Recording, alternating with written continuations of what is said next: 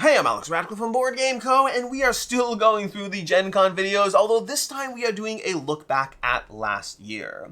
This past week we had 3 Gen Con preview videos. Definitely recommend checking them out. We had one for 15 short games I recommend, small games I recommend, one for 15 regular games I recommend, and then one for 15 games at Gen Con that I personally want to find out more about or see more about. The ones that I'm excited for that I don't already know. Then, after Gen Con, or hopefully soon we'll have a Gen Con haul video if things go well, like a Gen Con haul, H-A-L-L, like seeing the Gen Con haul video, we'll have that soon. And then after Gen Con, we'll have a Gen Con haul video, H-A-U-L, like the games we come back from Gen Con with, which I do every year, showing you the various games I came back, what's going on with them, why I grabbed them, all of that stuff. But that means this video over here is an opportunity to reflect on last year's haul and see how things have gone. Because there are 55 games I'm going to be talking about today. Specifically, if you look at, I'll link to it down below, but last year we did a haul video of the games we came back from Gen Con with. The 55 I'm talking about today are specifically the 55 that I have to do with. Some of those games were just Megs and I don't have anything to do with those as much. But these 55 over here are the games that I intended to play in some capacity and then telling you how I did. Because from those 55, 4 of them I haven't even played since last year, although a few of them I came close to playing a few of them. I would say 3 of them I read the rules and prepped for and just didn't happen to table, and only 1 of them have I not played at all. But from the remaining of those, because I said 55 games, a bunch of them have been kept, a bunch of them have left, and right now this is an opportunity to take a look and see how the games have held up a year later. With that, let's start off with the games that I haven't played. We have This Game Is Killer. I haven't even read the rules for that one. Honestly, it might just not be a fit for me personally. That's one that I didn't seek that one out. It was just one that was kind of handed to me by the publisher, and it is a little better at higher player counts, so it's less of a game that is less the type of game that I have opportunity to play. It may end up leaving without being covered. I don't think it's likely to get tabled, so that one might leave entirely. The other 3 are all games I've read the rules for and prepped. I just didn't happen to get them tabled. In fact, one of them is actually set up underneath one of my game tables at the moment, and it has been there for too long waiting to be played, because I was ready to play, it just didn't happen. The others I've read the rules for, just haven't tabled yet. But we have Gateway Island, that's from Van Ryder Games. It's a game that meant to introduce people to a bunch of gateway games. We have Alhambra the Red Palace, that one is set up. I've played Alhambra a lot. I have not played Alhambra the Red Palace. It's set up and ready to go. And then we have Hibachi. Hibachi is a very easy to table game that the rules have been read, it's ready to be played, it just hasn't gotten tabled. So I'm hoping to knock 3. Again, This Game Is Killer, I might just move on from. The other 3, I'd love to knock out as soon as possible. When I did this recap video last year, I had like 2 games I hadn't covered from the prior year, and I made sure to go ahead and cover those. I don't want them to like sit around forever.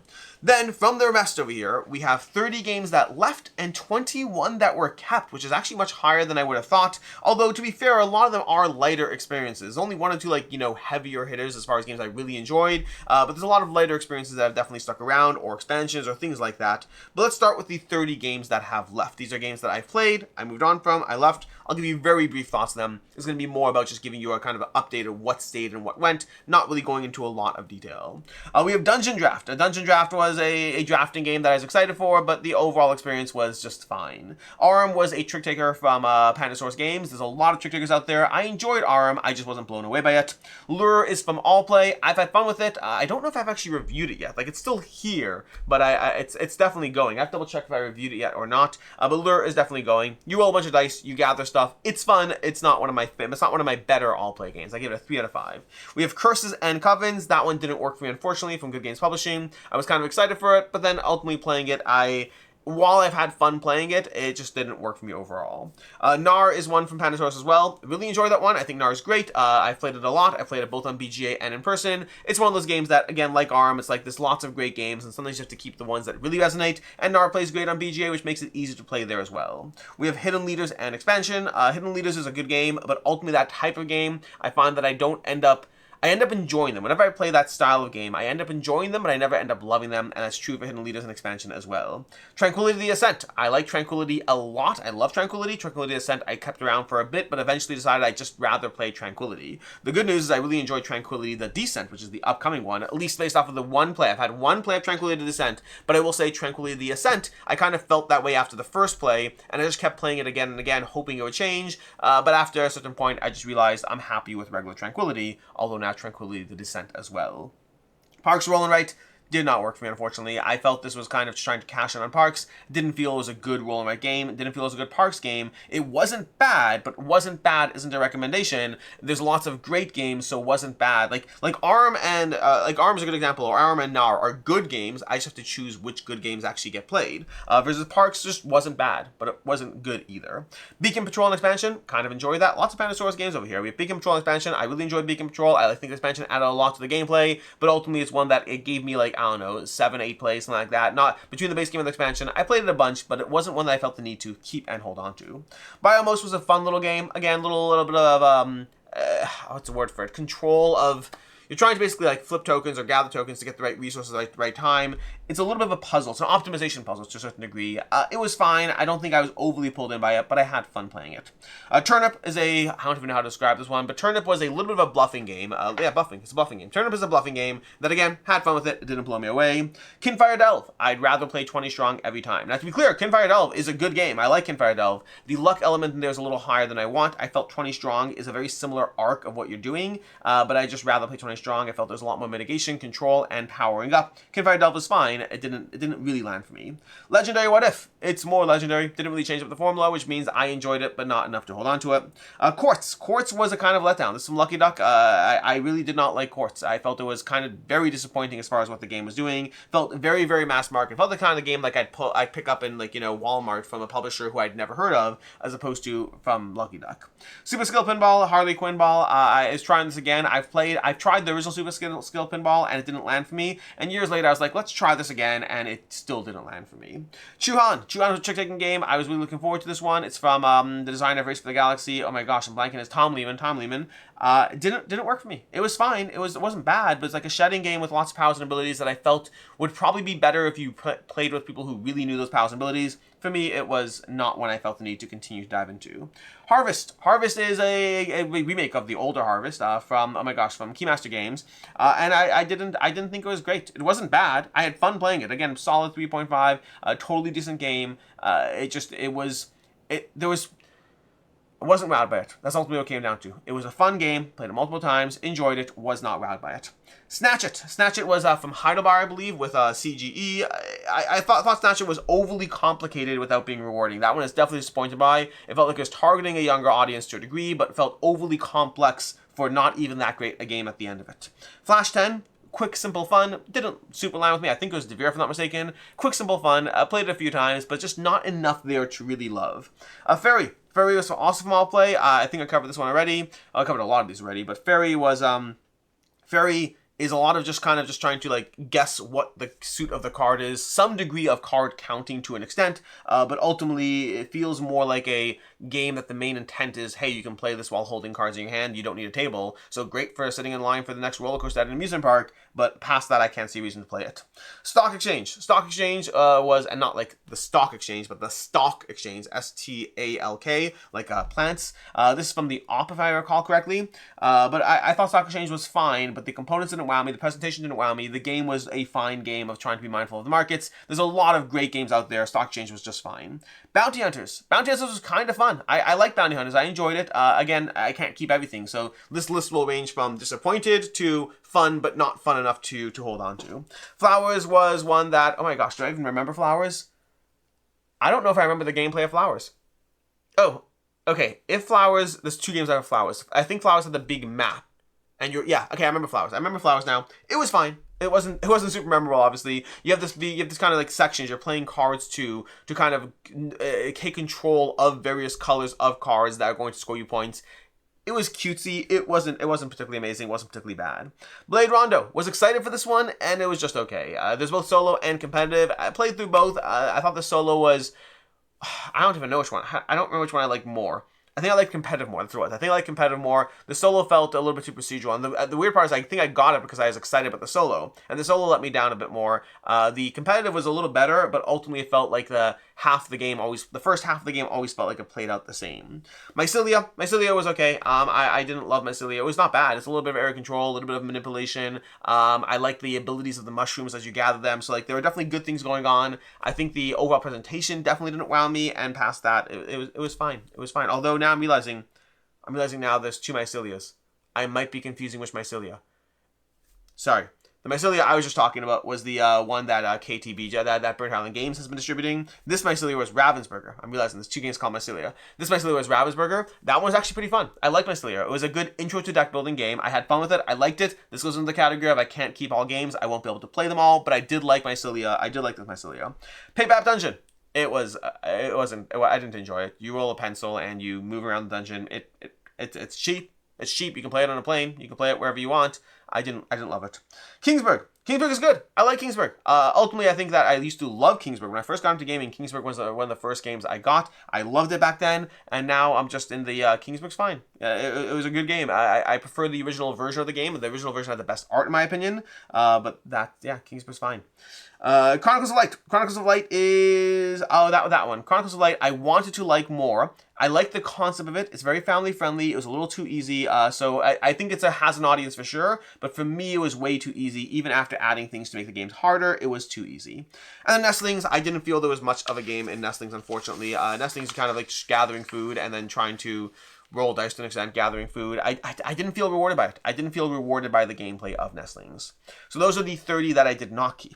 21 of these games I did keep, with some minor asterisks around these. I will say a lot of these are lighter games. There are definitely some heavier hitters here, but a lot of them are lighter games, makes them easier to keep this many. But I would say usually, if I bring back like 50 games, a year later, I'd expect it to be like maybe 10 of them. Like most games I don't keep, because like there's a lot of great games that come out every year. I can't keep so many games. I have to manage my collection so I can both play the games I love while also playing new games. So 20 is actually a higher number than 21 is a higher number than I was expecting. There's That's Not a Hat. I came back with both That's Not a Hats, I believe. I think That's Not a Hat is great. Constantly gets table time. Love that game. Cannot stop recommending it. It's a cute, fun party game. This Compile. Compile's a great game. Had a chance to play this one. I really enjoyed it. I've reviewed it on the channel already. I'm glad that Compile 2 is going to be made available at Gencon. I think it's at Gencon if I'm not mistaken. But Compile is great. It's a lane battling game. I still think Airland and Sea Airland and Sea is my favorite in that genre. But Compile is definitely a pretty solid one. Radlands and expansion. I already had Radlands. This is the expansion for Radlands, specifically the extra bases. Not necessary, but good to have. So I'm happy that they exist, and I'm happy to have them, and I'm definitely keeping them. We have Captain Obvious. Definitely one of the sleeper hits for me at Gen Con.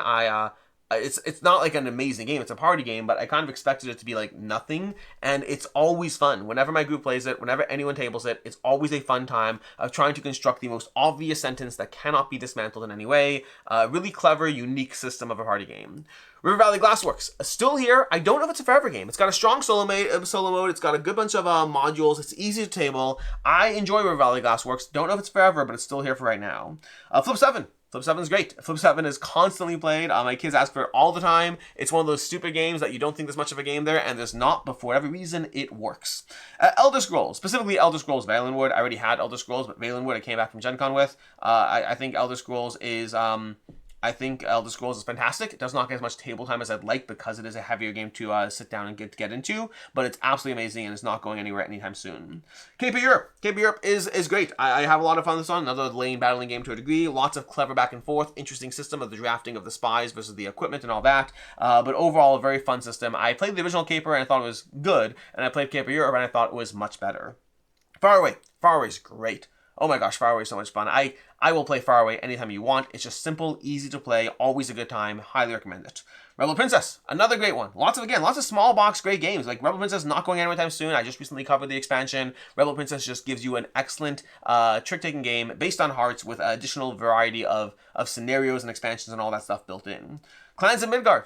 This is surprisingly fun. From Grey Fox Games, I think the presentation is kind of meh, but the actual gameplay is very fun. I really enjoy it. It definitely seems based off of... There's a game system that's based off of... I don't remember the name of it, but I think Clans of Midgard nails that system versus the original I thought was not that great. I like Clans of Midgard, always have to play it. It's drafting with tons of different criteria of what you're drafting for and what you're trying to do, but highly recommend it. It's definitely one of my sleeper hit games. Rainbow from All Play, that's probably one of my favorite, if not my favorite, small box game for them, tiny box game for them. Rainbow is a trick-taking game where you are basically, or hand shedding game where what you shed becomes the points you're gathering for the next round, so clever system. It's been done in a few different games different ways, like Money does it, for example, but I think Rainbow does it significantly better. I really enjoy Rainbow. A Gentle Rain. A Gentle Rain is a fun little solo game. I love this one. I like this one. My daughter loves this one, but it's definitely still here. I enjoy playing it. There's a limit to the experience I can have out of it, which is why it's a little lower down. But as long as my daughter keeps playing it, it's definitely safe and not going anywhere. And I still pull it out and play it from time to time. Star Realms Academy. My kids love this. Oh my gosh, my kids love Star Realms Academy. Got them into Star Realms. I've played through Star Realms regular. I played through Academy regular, and still going through the legacy games, taking a little more time than I'd like. But Star Realms Academy it got my kids into Star Realms because it's so easy to play. My 6-year-old will play that game without needing anyone to help him because it's all symbol based. Huge props to Wise Wizard Games for coming out with a game that is both fun, engaging, and genuinely you can have it being played. Like my kids, my youngest kids will sit down and play it without me needing to be there to help them at all.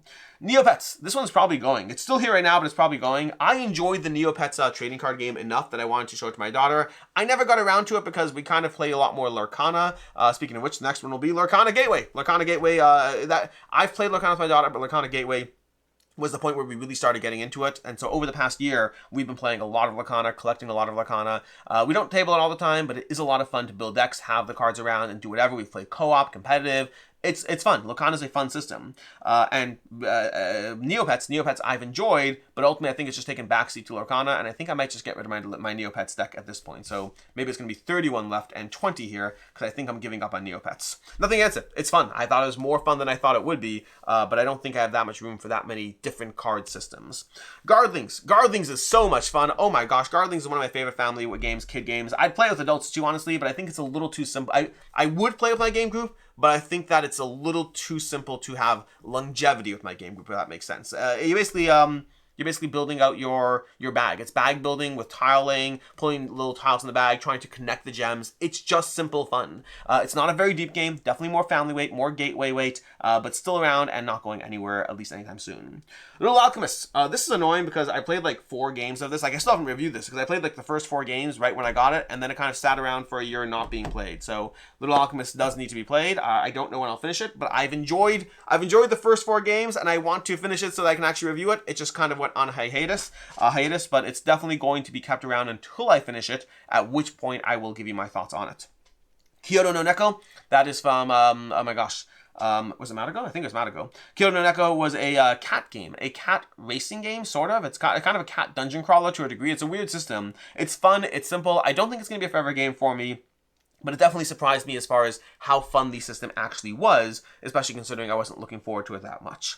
And then lastly, we have Spectacular. This is the only 5 out of 5 I came back from Gen Con with. I mean, after all this time going through all the games, unless those three or four I haven't played become 5 out of 5s, which I don't anticipate, Spectacular is my only 5 out of 5 from Gen Con, but it's one that I love. Happy to play this anytime. Always happy to teach, always happy to play. It's just a good time of drafting various tiles and cards and then trying to, figure out how to best optimize your score. I love this game.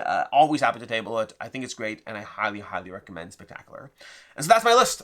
4 games I have not played, one of which I think I'm going to give up on. The other 3 I think I'm going to try to get done before another year passes. Left to 30 games, 31 if we include Neopets, because I think that is going to go. It's good, but we play enough Lorcana. I don't need to try to get her into something new. And then 20 games, so 31 left, and 20 games that I kept, which again is more than I would have thought. But hey, ultimately I keep or don't keep based on what the games are, not based off of trying to hit certain numbers. So we'll see. Anyways, that is your Gen Con 2024 haul recap a year later to see how things have fared over time. And I'll be back next week or later this week with more content around Gen Con, and then probably next week when I come back with a bunch of games from Gen Con. In any case, and until next time, I'm Alex Radcliffe from Board Game Co. I hope you enjoyed this video, and as always, I hope you have a good one.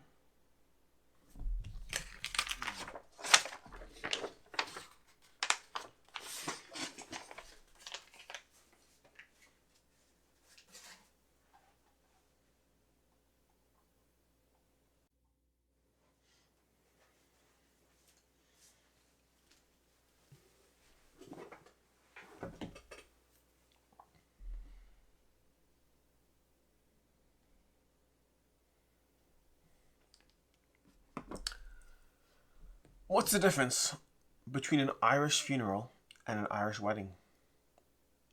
One less person drinking.